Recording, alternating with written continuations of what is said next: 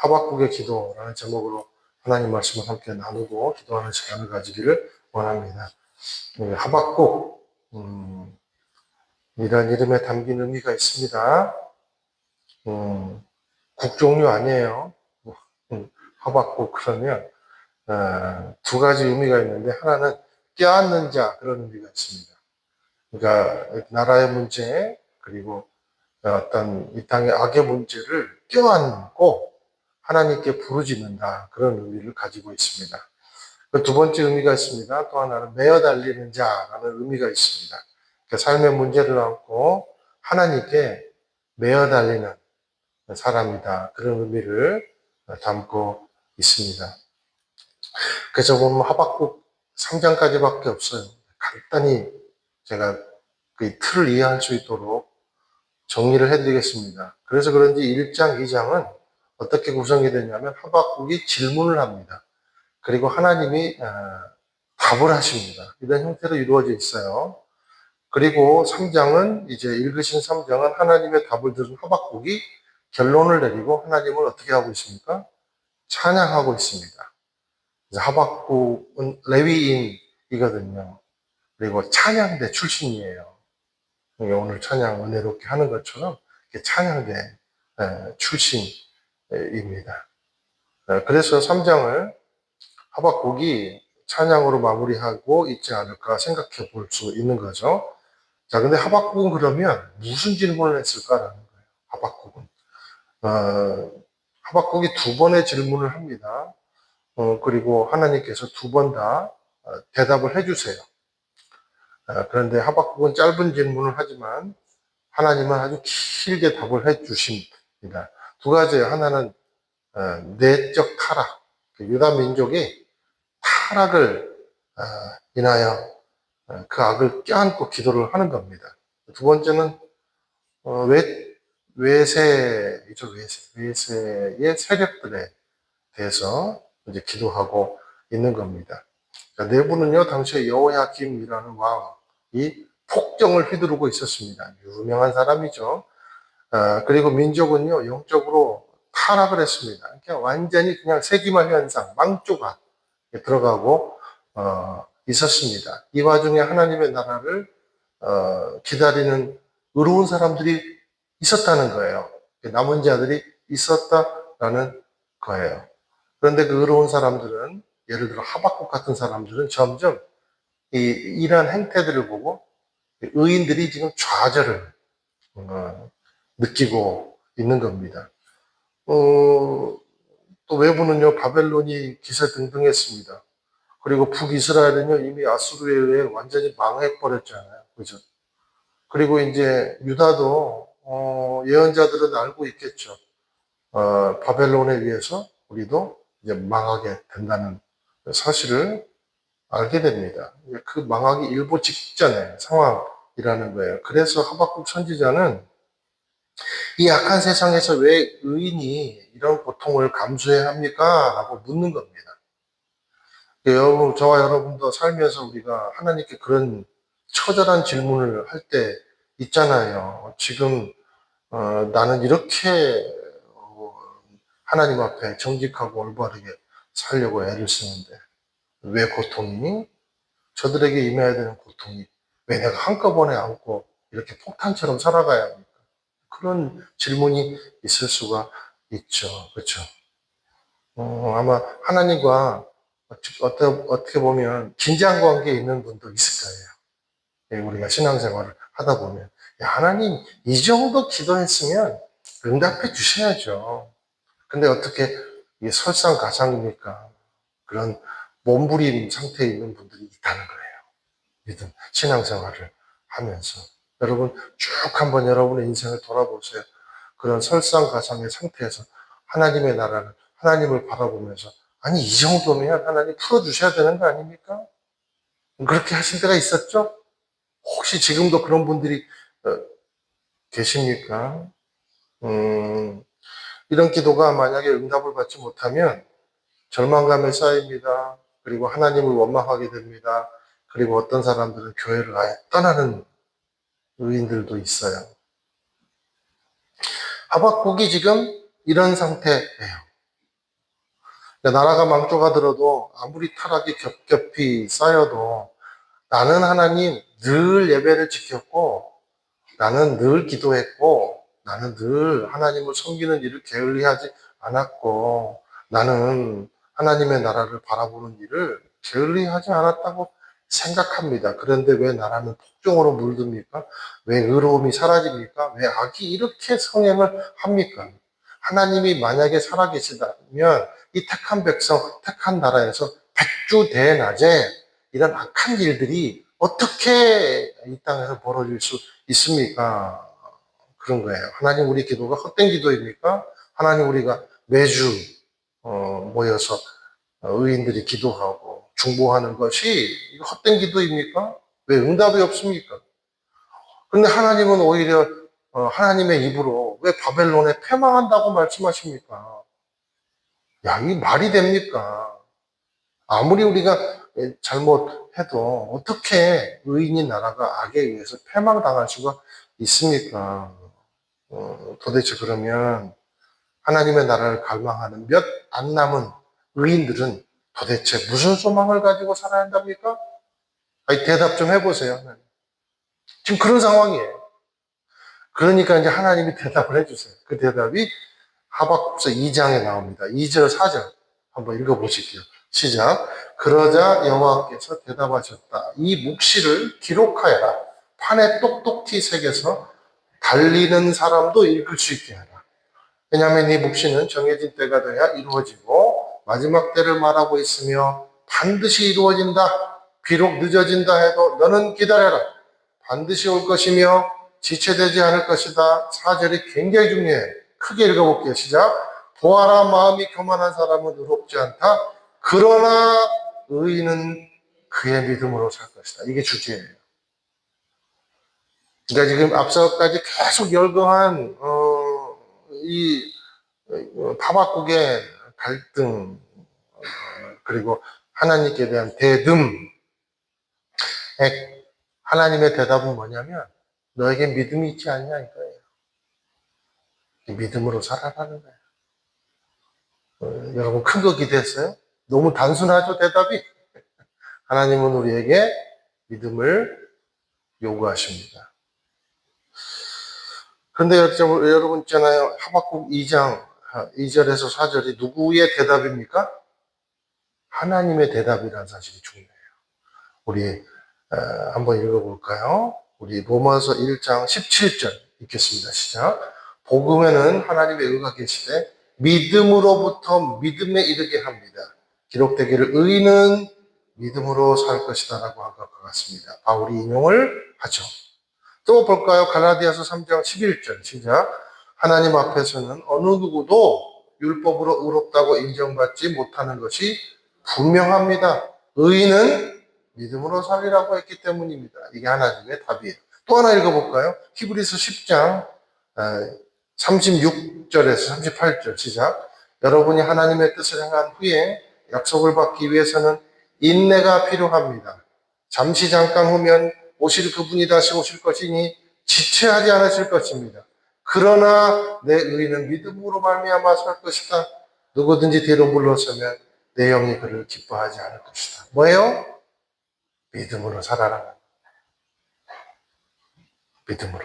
자, 하나님께서 하박국에게 말씀하시고자 하는 바는 뭐냐면 하나님의 은은 완전하다는 거예요. 내 은은 완전하다는 겁니다. 그러니 너의 몫이 있다는 거예요. 그것은 의심이 아니라 불평이 아니라 완전한 내 의를 믿는 것이 네 몫이라는 거예요. 하나님의 의를 믿는 것이 우리의 최고의 몫입니다. 그러니까 우리가 믿음을 갖고 있다는 것은요, 우리가 하나님을 어떠한 상황에서도 신뢰하고 믿는다는 것은 저와 여러분이 하나님의 뜻을 이행하고 있는 거예요. 최고를 가진 거예요. 그러니까 내 몫은 공의와 의고 하나님 말씀하신 거예요. 내 몫은 하박국에게 내 의는 공의와 의다. 그리고 나는 그 몫을 지금 너무나도 잘 감당하고 있다. 그러니 너의 몫을 감당해라. 그 몫이 뭔가? 이런 상황에서도 오직 믿음이라는 거예요. 이게 구약에서 말하는 거예요. 율법 잘 지켜라 이렇게 말하지 않아요. 뭐라고요? 믿어라는 거예요. 내를. 그러니까 의인은 어떤 경우라도 나를 향한 믿음 그거 하나면 된다는 겁니다. 저와 여러분이 예수님의 피로 우리가 정결케 되었고 예수 그리스도의 의의 옷을 입었다면 우리에게 가장 필요한 것은 뭔가 하니 믿음이라는 거예요. 어떤 경우에라도 믿는 것. 하나님을 신뢰하는 것. 자, 이런 하나님의 응답에 대해서 하박국이 뭔가 큰 것을 원했는데 하나님 믿으라는 거예요. 믿으라는 거예요.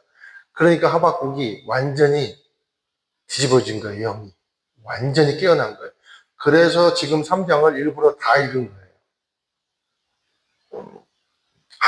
하박국의 기도의 중심을 보면, 자, 3장에 쭉 보니까 하박국의 믿음의 중심을 보면, 이제 뭔가, 하박국이 이제 하나님께 고백하는 게 뭐냐면, 현실은 이제 더 이상 문제가 되지 않습니다. 현실을 이기는 힘은 하나님을 향한 믿음인 줄 이제야 깨달았습니다. 그러니 이제부터 나는 믿음을 가장 큰 은혜로 여기겠습니다. 이게 3장이에요. 우리 다 읽지 않고 1절하고 17절, 19절까지만 우리 볼 텐데 1절 먼저 한번 읽어볼게요. 시작. 이것은 시기오롯 형식에 맞춘 예언자 하박국의 기도입니다. 이게 시기오롯에다가 한번 밑줄 그어보세요. 이 말이 무슨 의미가 있냐면 방황하다 비틀거리다라는 의미가 있거든요. 근데 그래서 시기오롯을 오죽했으면 슬픔의 노래, 만가 이렇게 얘기를 하기도 해요. 그런데 본문을 내용을 보면 슬픕니까? 안 슬픕니까? 안 슬퍼요. 대신 만감이 교차하는 노래를 부르고 있어요. 여기서 우리가 상상할 수 있는 것은 뭐냐면 시기오롯, 비틀거린다 그랬잖아요. 하박국에는 어떻게 하박국을 연상해 보면 지금 어떤 행동을 하고 있습니까? 춤을 추는 거예요. 춤을 추는 거예요. 그러니까 율동하는 거예요. 무화과 나무 뭐 이런 거. 딴 데 찾아보고 보세요. 딴 데 찾아보고. 뭐 그런 거. 그리 아니하실지라도 뭐 그런 거. 지금 그렇게 지금 이 하박국이 지금 시기온호 그러니까 비틀거리는 거예요. 춤추면서. 그리고 시기온옷은 현악기 그러니까 중에 수금에 해당이 됩니다. 수금. 비파야 수구마. 깰지어다. 뭐 새벽을 깰지어다. 뭐 이런 말이 있잖아요. 수금에 맞춰서 부르는 노래예요. 그래서 19절에 보니까 현악기에 맞춰 노래 부르다 그러잖아요. 감동적인 가락으로 변화가 있는 리듬으로 열정적인 지금 정열적으로 하박국이 너무나도 기쁘게 노래를 합니다. 여러분 보세요. 하박국이 왜 이렇게 비틀거리면서 춤을 추면서 율동을 하면서 자작곡을 발표하면서 신곡 발표를 왜 하고 있습니까? 너무 좋아서. 그런데 여러분 하박국에게 응답받은 응답의 내용이 뭐예요? 응답의 내용이 뭐예요? 바벨론으로부터 내가 너를 지켜주리라 이거예요? 악인들은 전부 다 멸망해가지고 이 땅이 의인으로 가득 차리라 너를 닮은 사람들이 엄청나게 많을 것이다. 지금 그런 응답입니까? 투자한 것마다 다 잘 되고 자식들도 다 잘 되는 거 내가 보장해 줄 거고 가는 곳마다 너를 축복해 줄 거고 네가 가는 곳이 뭐 부흥되게 될 거고 빵빵해지게 될 거고 사람들이 다 네 편이 돼버릴 거고 지금 그래서 지금 뛰는 거예요? 그게 아니라 아 믿음이 해답이구나 이걸 깨달은 거예요. 그래서 이 3장에 이렇게 길게 찬양하지만 요점은 딱 하나예요. 상황 보지 않고 이제 믿음의 대상인 하나님만 바라보겠습니다. 이런 말이에요. 그래서 우리가 이제 너무나도 잘 아는 찬양으로도 나온 그 17절, 19절 한번 같이 읽어보실게요. 시작. 무화과 나무가 싹이 트지 않고 포도나무에 열매가 없다 해도 올리브 나무에서 수확할 것이 없고 밭은 먹을 것을 생산하지 못해도 우리 안에 양떼가 없고 외양간에 소가 없다 해도 나는 여호와를 기뻐할 것이고 나의 구원이 되시는 하나님을 즐거워할 것입니다. 주 여호와께서는 내 힘이십니다. 그분은 내 발을 사슴의 발처럼 만드시고 그분은 높은 곳에서 나로 하여금 뛰어다니게 하십니다. 여기까지. 자, 무화과 나무에 싹이 트지 않고 오늘 먹을 양식이 사라진 거예요. 없어진 거예요. 포도나무에 열매가 없으며 이게 무슨 말입니까? 오늘 마실 음료가 없는 겁니다. 냉장고가 텅 빈 겁니다. 여러분 수험생이 집에 밥 먹으러 왔는데 냉장고 비워보세요. 얼마나 화가 나는가. 우리 작은 아들 생각나네. 할 수 없이 막 컵밥 먹고 그러면 얼마나 화나겠어요. 이게 지금 그런 상황입니다. 신용카드 한도 초과. 없어요. 저도 파트 전도사 때 너무 돈이 없어가지고 결혼까지 했는데 파트 전도사를 진짜 너무 힘들게 산 때가 있었고 아내를 너무 많이 고생시키고 했는데 이 버스를 타려고 카드를 댔는데 잔액이 부족합니다.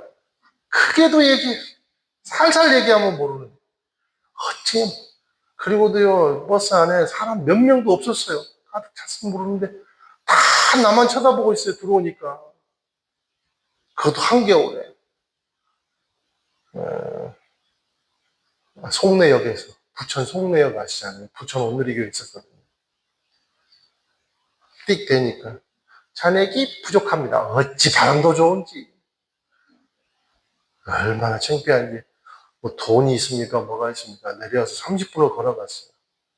그 교회까지. 근데도 눈도 펑펑 쏟아지고 참 그래서 하나님의 그 하늘을 바라보면서 주님 살아계십니까? 막 그랬던 때가 있고 그런 상황에 한도 초과 신용카드 오링 이런 용어는 전문 용어는 안 써야 됩니다. 올리브 나무에서 소출이 없고 밭에 먹을 것이 없다. 땅에서 나는 재화가 다 사라진 겁니다. 양떼는 한 마리도 없고 우리만 덩그러니 남아도 송아지는 한 마리도 없고 외양간만 덩그러니 남아도 나는 기뻐할 것입니다.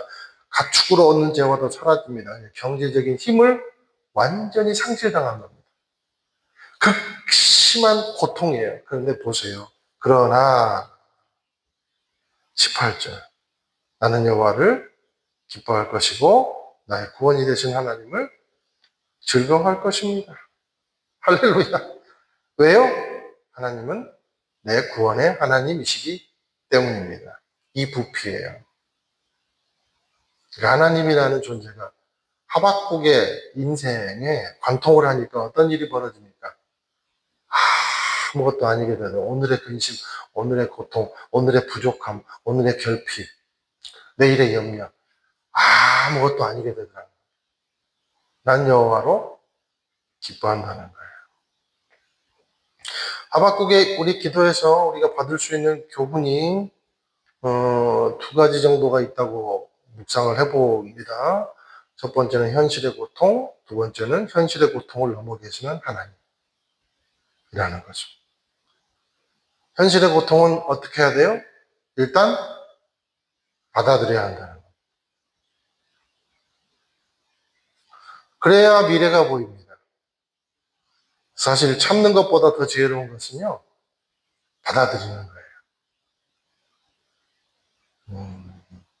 그래야 인내할 수 있어요.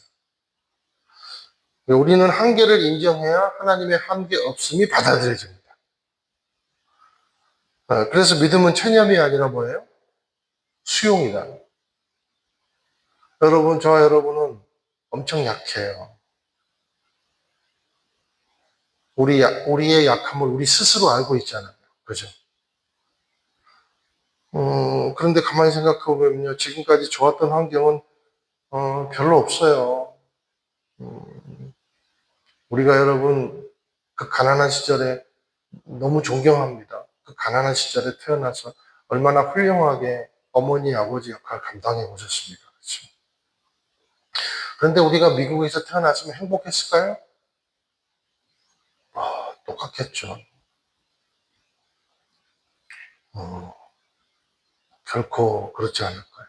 그럼 보세요. 다윗 시대도 솔로몬 시대도 고통은 여전히 있었어요. 태평성대라고 말은 하지만 늘 전쟁을 치러야 했습니다. 그죠?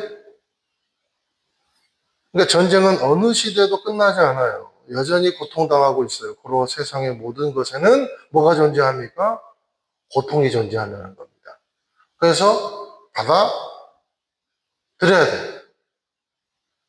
안 받아들이면 어떡하려고? 뭐 부정할 수 없는 것을 부정해봤자 무슨 필요 있어요. 그러니까 고통과 고난은 실제다, 실존이다, 실존. 세상의 부조리도 실존입니다. 고통이에요. 이 땅에 여러분이 막 부조리가 너무 심하니까 막 울부짖으면서 기도하죠. 물론 그 기도, 모든 기도에는 다 우리가 오해라는 기도도 있을 수 있겠지만 어쨌든 이 나라가 이 고통을 당하고 창조의 질서가 무너지고 있고 막 세상이 난리가 나니까 여러분 우리가 이 부조리를 향해 기도하지 않습니까? 그런데 일단은 받아들여야 한다는 거예요. 믿는 자는요, 고통을 통해서 구원이 완성됩니다. 우리도 헬스 하거나 운동하면 고통의 시간 견뎌야 되죠? 어, 근육이 터져야 근육이 생긴대요.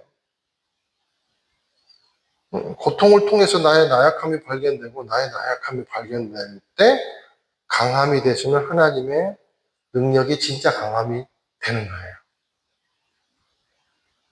자, 이걸 한번 기억해 보세요. 내가 강하면 하나님은 약하고요.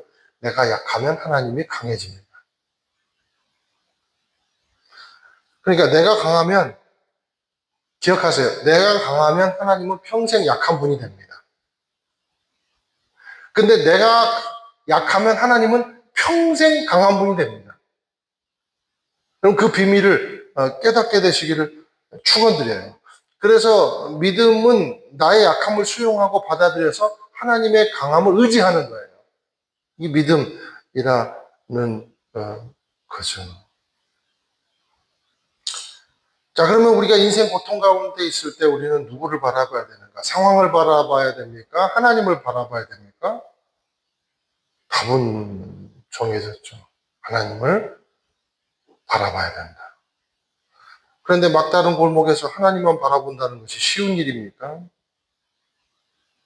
그런데 여러분, 막다른 골목이라고 생각하고, 그리고 하나님을 바라본다는 것을 또 동시에 한번 생각을 해보세요. 여러분, 가만히 생각해 보세요. 사실 그 상황, 이 막다른 골목의 상황 가운데서 내가 내 힘으로 스스로 해결할 수 있는 게 몇 가지나 될까요?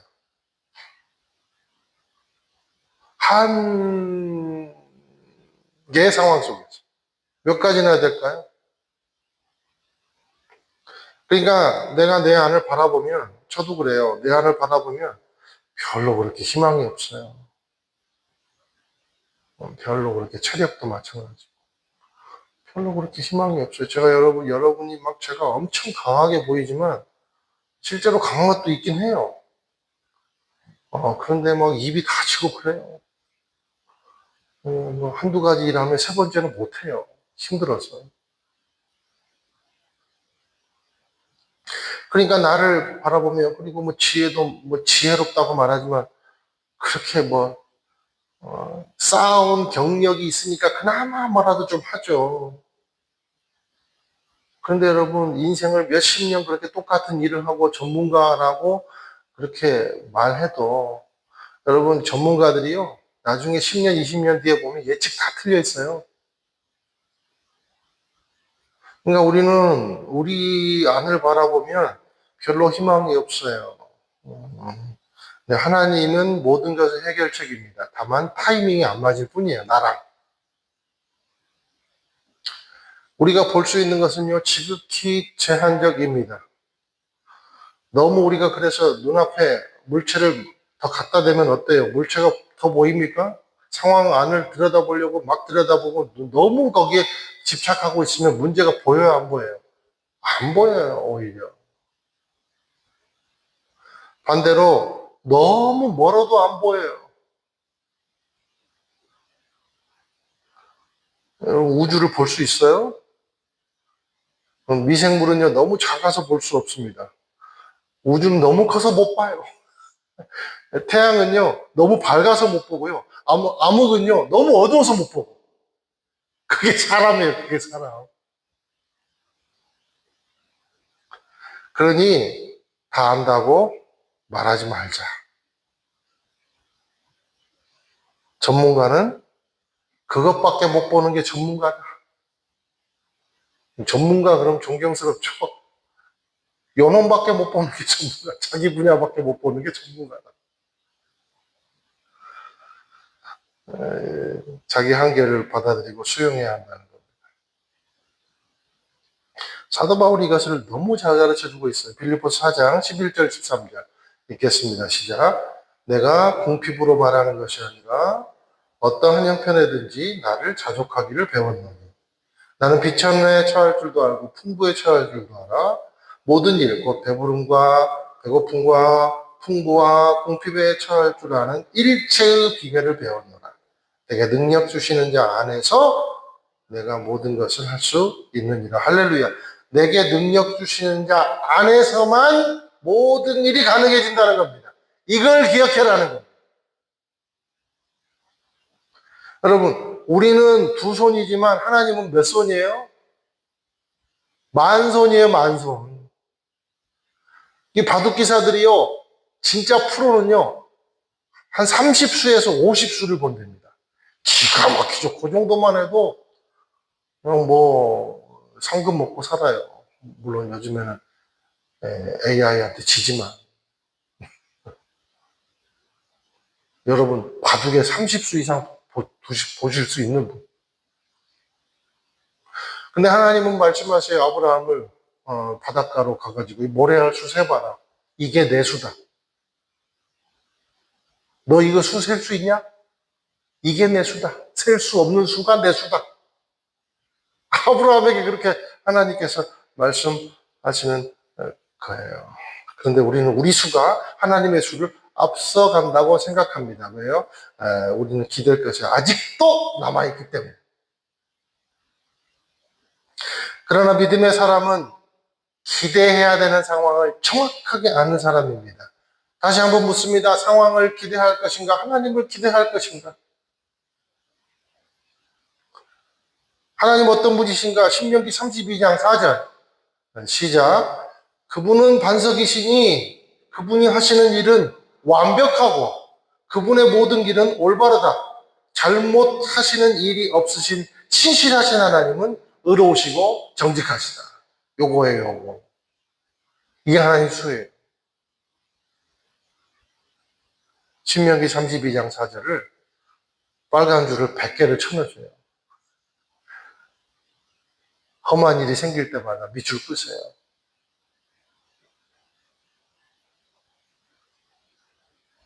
그냥 고난이 닥치면 받아들이고 찬송을 택하십시오. 그것이 지혜다라는 거예요. 한두 번 해보면 전보다 쉬워집니다. 처음엔 어렵지만. 여러분 인생에서 절벽을 만났다고 생각합니까? 19절 읽겠습니다. 시작. 주 여호와는 내 힘이십니다. 그분은 내 발을 사슴의 발처럼 만드시고 그분은 높은 곳에서 나로 하여금 뛰어다니게 하십니다. 오늘 저녁에 댁에 가셔서 유튜브에다가 사냥, 절벽을 뛰어다니는 사냥이라고 한번 검색해 보세요. 90도, 90도. 저는 그거 보면 눈물을 흘렸어요. 오늘 틀어드리려다가 약간 제가 아날로그 감성이라 그냥 말로 하려고. 여러분 꼭 찾아보세요.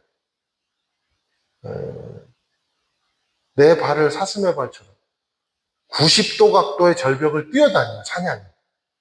그거 보면 하나님의 놀라운 창조의 섭리가 나와요. 그러니 여러분 절벽이 찬양이 다닐 수 있는 환경입니까? 그게? 근데 만들어 주신다니까요, 하나님.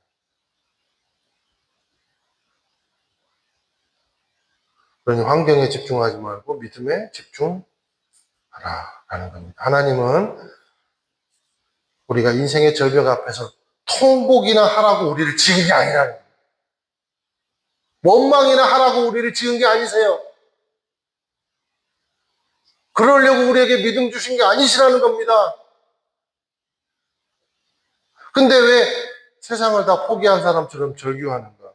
모든 것을 다 잃은 사람처럼 넋을 잃고